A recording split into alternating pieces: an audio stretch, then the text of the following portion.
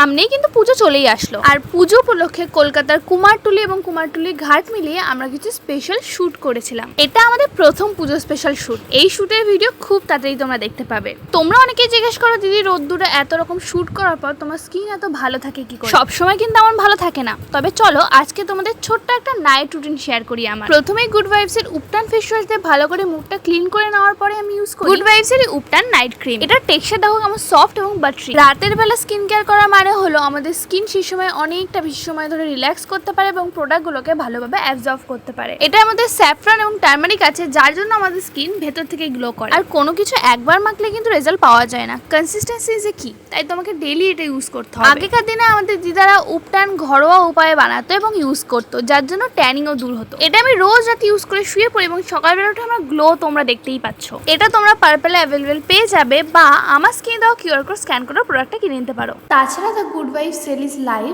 10 থেকে 16 সেপ্টেম্বর পর্যন্ত। আর তার সাথে সাথে 16 সেপ্টেম্বর পার্পেলে গুড ভাইবস এর উপর বাই ওয়ান গেট ওয়ান অফারটা কিন্তু একদমই মিস করো না।